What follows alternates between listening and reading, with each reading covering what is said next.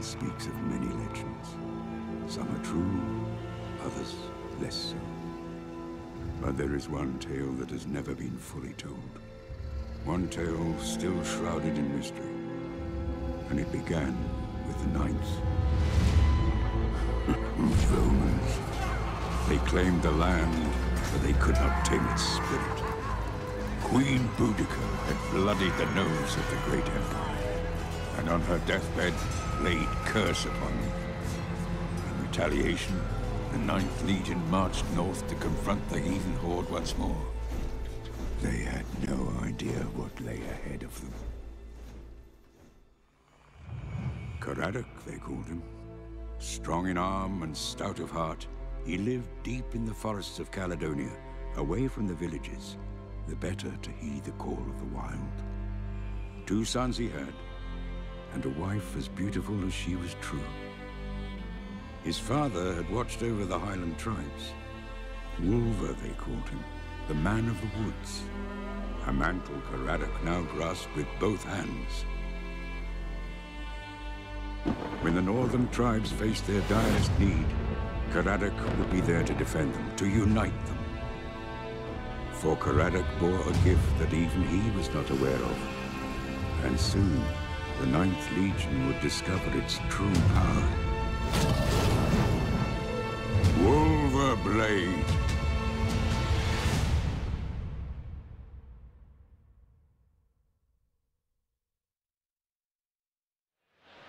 Hello ladies and gentlemen, and welcome back to the Indie.XSplit stage. We are here in the waning hours of PAX East.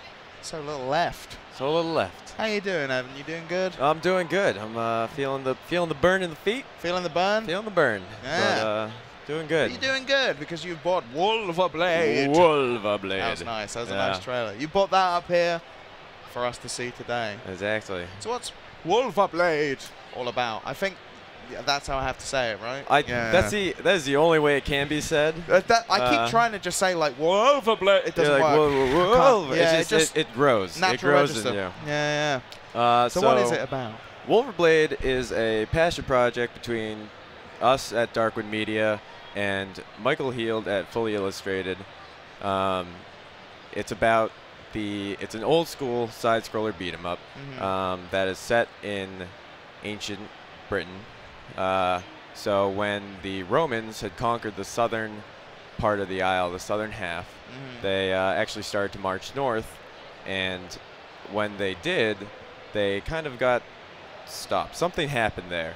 It's not the Scottish, I believe. The Scottish kind of happened. Yeah, and then they built a wall, and I was like, that's enough. That's right. There were just too many angry Scotsmen just, I don't know what, throwing heads and stuff at them. That Us they English, just didn't. Very easy to placate, but the yeah, Scots you apparently. guys just kind of. Oh yeah, it was easy. We pretty much let them in. We were like, roads, they sound good. And like, this is great. This is great. You know, we'll fight the North for you. Yeah. That sounds great. We'll do that. Sure, why not? Yeah. And but anyway, in the narrative of this game. In the narrative of this game, you are a northerner, and your lands are being taken. You're generally upset about that fact. Huh, and, yeah, you would be. Yeah, right. And if you're an angry Scotsman, you just really want to go down, and you're moving south, trying to push these people out of your territory. Makes sense. Makes sense. And so we've taken that sort of a more in-depth story, and we've tied it to a old school side scroller beat 'em up, like Streets of Rage, Final Fight. Some people have been saying Battletoads. Oh wow. Yeah, right. So it's super hard. It's not that hard. Oh, if as much as people revere Battletoads, right? You tried playing that. I couldn't beat it as a child. I can't beat it now. Right. That's what I'm saying. I'm like, anyway, yeah. So it's that kind of a game, as you'll see. Even Castle Crashers, that's the more modern version, if the younger crowd will sort of recognize. But it's mostly inspired by the classics. That's the feeling that we were really going for in terms of combat, movement, and the level progression. Okay. So we don't the characters don't like get stat points. They don't very deliberately do not level up and get a new inventory. Although we we love those sort of systems. Yeah. What we wanted was something where we gave the players everything right off the bat. Yeah. And it's up to them to learn how to use those moves, and then for them to learn how enemies are going to behave and react, and sort of use their own skills. So it's really the player that gets better rather than just, oh, your character's leveling up, so I have so much strength that I can just tear through guys, or so much life I could just stand here forever. Well, that's the thing. Like, it's at that stage, it's just about pure gameplay. Right. At that point, it's kind of like you're not worrying about leveling. You're not worrying about doing any of the little bits to make your character better. It's just like you just got to get good at the game. Yeah, you're not stopping to look up like, oh, what's my best build going to be in this? Yeah, it's like I can do everything right now. 100%. How do I do it? Yeah, you just play. Yeah, and so that's cool. That's really the feeling that we were going for. Nice, man. That sounds like a lot more of a you can dip in and out and just kind of enjoy it kind of thing. It's not a game that's going to require all of your brain constantly trying to figure out what, like you say, what builds I'm going to use and stuff like that. Some people love that fact. That's just something that you can sit down, I play tear a lot through of games that are exactly like that. But but like I play Civ 5. Like that's how I love Civ 5. Such a good game, right? Dangerous though. I had to stop playing that game because I played 17 hours over one weekend. Yeah. And I was just like, nope, can't do that. No, I've got stuff to do in my life. Wrong. I can't commit to this game. I've got games to make and streams to do. Yeah, exactly. But yeah, let's take a look at the game, man. So what we were going to do, we're hoping to show, is the campaign. As you can see here, we actually have 2 modes and then a new game plus, essentially. The normal mode is for the more modern gamer, someone that wants to play the game but sit down, maybe play with someone who's less experienced, and you'll be able to go through each level at your own sort of pace. The arcade mode is where it's much more like the traditional games. You're going to have to. It's like a beat it in one sitting. You get 3 lives, 3 continues type of situation. So, and given how hard the game is, that's pretty tough. I like that literally just lays that out for you right there. 3 lives, 3 continues, the old school way. Right. So, yeah. That's how we used to have to play games, guys. Yeah, it's at one sitting. And given that it's like probably going to be so normal mode will probably take probably 3 hours, 3 to 4 hours of gameplay. In that sense. We also have arenas, and these are just like drop you in, just wave after wave of guys, just like as long as you can last. We've been on the show floor here, mostly with our arenas. Some people have actually gone through the campaign, but we like to get people right into the action, get it, feel how it is, and really just sort of experience everything that's going on. But we wanted to take a chance. We've never really shown the campaign, and we wanted to take a chance here to sort of show level 1. Yeah, why not? Some of the voices are okay. All the voices are actually our artistic director, Mike Heel. Nice. So they are temporary. Okay, we got placeholder voices. The placeholder voices. Voice actors could be expensive, and they can. So anyone in Scotland that might be about to be offended. Yeah, well, everyone's about to be a little bit offended. That's all right.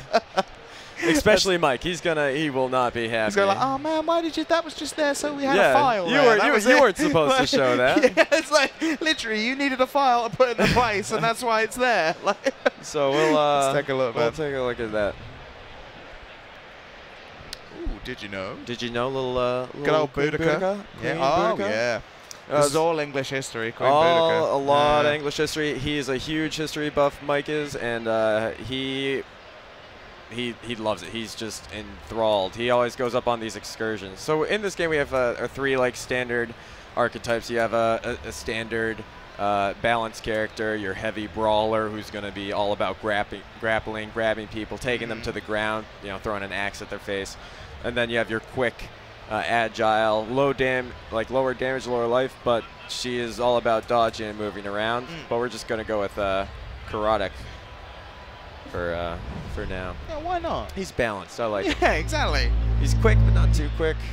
And this is just the trailer that we showed earlier. I just thought it might be easier. Oh, well, yeah. You see it twice. Seen it once. Now we want to see the game. Did you know?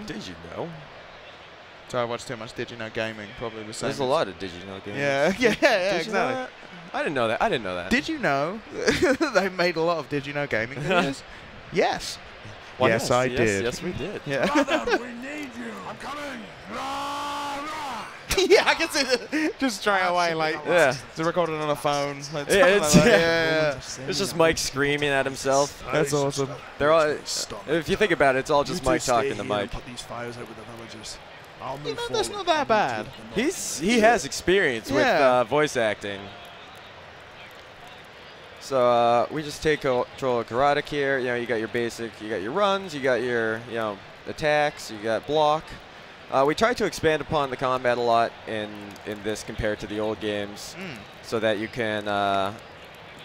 It's not just like a remake of something like Streets of Rage. No one really wants that. You can just play the old game if you want. Right, I already own the old that. game. Yeah, exactly. You can buy it on Steam now, I'm sure. Exactly. So here we're actually fighting southern tribesmen. So these are the southerners that would have been sent from the south side of the island to come conquer the north. And so as we see our could throw heads at people. We decided that history was a pretty violent time. So yeah, British history was especially British history. pretty violent. So we tried to keep it violent. Nice. So you got your runs, your uppercuts. You just stroll in after he's just done that. Like, yo. Your grapples. It feels. It should feel very sharp and very smooth. A lot like the old games. We find that a lot of modern brawlers, there's a lot of sort of tweening between animations. Yeah. And that sort of slows things down a bit. We wanted to keep things snappy, so it's very. You hit a button, it responds instantaneously. It's not something slow. But I've played before, so I know what I'm doing. Maybe I played a little bit of this. I've played like a little bit. I know a little bit what's going on. What's your role in the game here, man? I'm a technical artist at Darkwind Media. Okay. So we have a programmer. We have our art director, who's great and super into the history, and I sort of bridge the gap between those two things. I build levels, I rig characters, I do some of the animations. We like to keep most of our animations.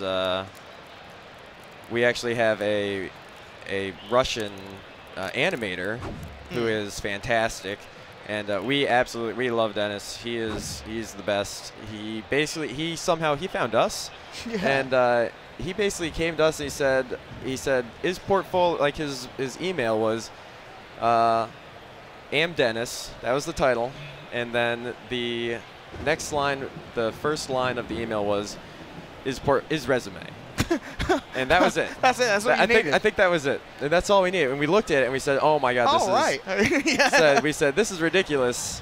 Like we have to have Dennis," and he's been fantastic. Like he speaks in his English is a little broken. Yeah. He does a great job. I'm always blown away. It's like I can't speak any Russian, so I'm always. Well, yeah, exactly. That's always the thing. Yeah, right. Like I don't. You could say anything. If he can say anything, yeah, he's already exactly. has me I can't impressed. say one word in Russian except duh. But yeah, right.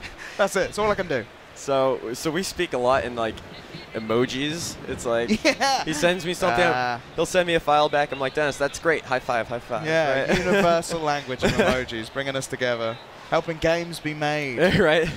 Because we're all over the world with this. Oh, so you're like a remote team. Yeah, we're very remote. So we have Mike, who's in Britain, and all the locations in the game are based on actual locations. Okay.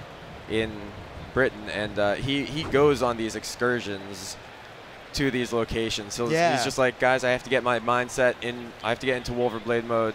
I just have to go. That's why this is a business expense. Like it's a business expense. I have to go. I have to go right now. He'll disappear for a few days, and he'll come back. Oh, this is brutal. Yeah. He'll come back with a whole new level drawn, or all these things drawn. Beautiful things, of course.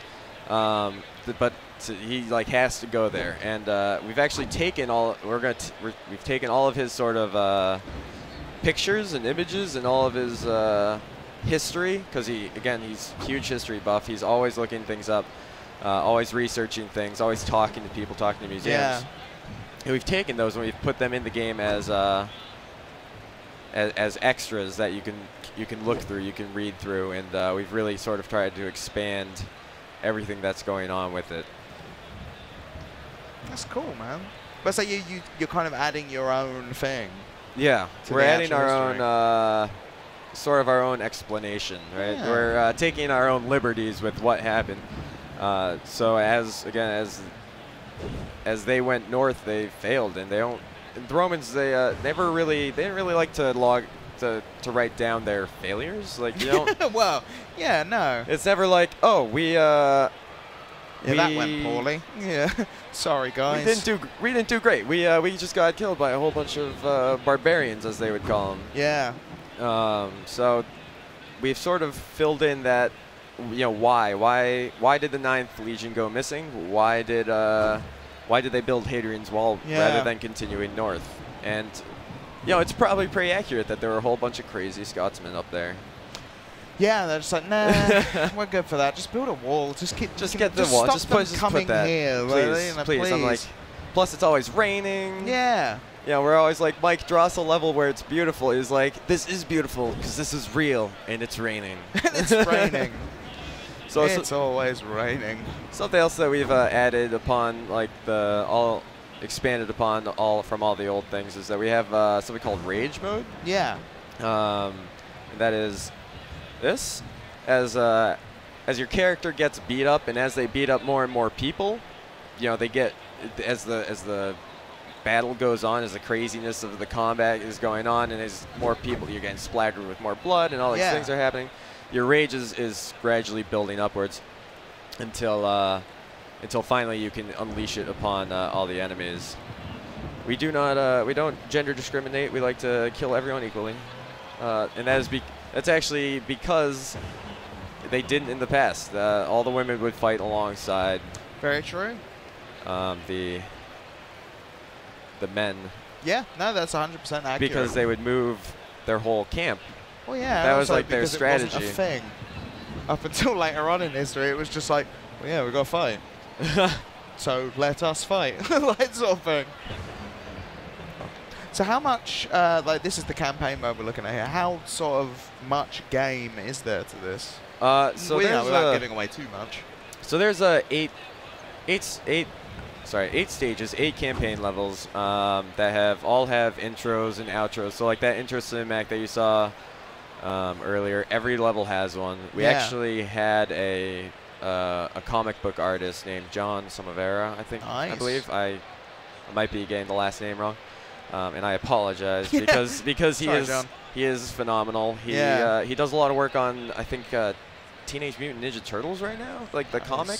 Yeah. And somehow Mike is amazing at like gathering these ridiculously talented people together to make his dream game. Like, I think it's something about his attitude, just like he can sell anyone on this game because he is so excited about it.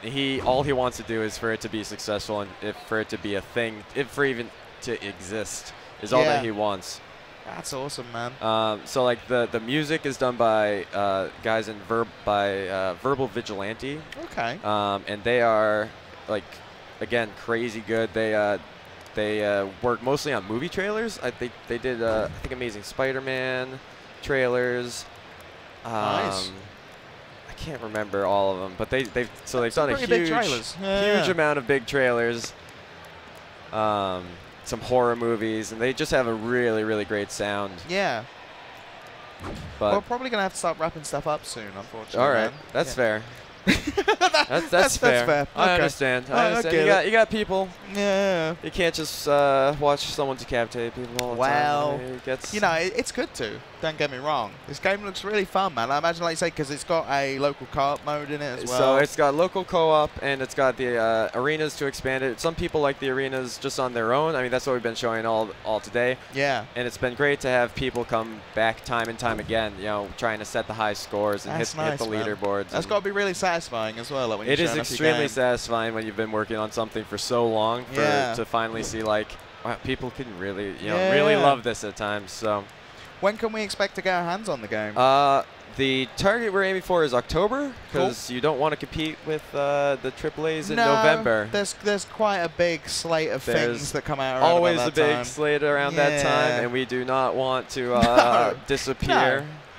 So October is the goal. That's the, you know, loose. You're gonna get that sort of thing. Yeah, but we're definitely not gonna release anything that's unfinished or unpolished. 100%. That's our goal. As Miyamoto always says, a unpolished game is unpolished forever, even if it gets released early. That's always his thing, where he's like, why Nintendo games can take so long to come out sometimes. He's like, because an unfinished game is an unfinished game forever. Right. But if you wait 3 months extra than you expected, you get an awesome game. Yeah, it'll be a better yeah. game. It'll be a better game, and so that's the goal. We really don't want to do anything that's sloppy or 100% rushed. We want it to really polished right off the bat. So. Giant Systems, this will be coming out. So we just launched the Steam Greenlight. I've said that wrong all day. That's fine. You got it there. I got Steam Greenlight. So we just launched our campaign on that, I think, on Wednesday, and that's been getting some great feedback, great reviews, and lots of upvotes. So go upvote that. But get on that right now. Definitely on Xbox One. Cool. And hopefully potentially PS4 in the future. That would be nice. Yeah. Where can people find out more information about the game? So we do have a website, Wulverblade.com. You can also follow us on Twitter. Mike Heald he's the most active. At Darkwind Media is our side because it's a collaborative project, so we both have our own. Nice. You can follow me at Evan Duty. I do a lot of blog posts and stuff. So awesome. Yeah. Well, thank you so much for joining us, man. Thanks so much for having me. The game looks really cool. Looking forward to playing it. I can imagine in local co-op there's going to be quite a lot of fun. Yeah, it's a lot of fun with two players going at it. It can be chaotic, but it's just it's a lot of fun chaos. Awesome, man. Thank you. Thank you. Well, we'll be back very soon, ladies and gentlemen, with more indie games coming up here on the Indie.XSplit stage from PAX East. We're coming near the end of PAX East. There's still time for some good stuff. See you soon.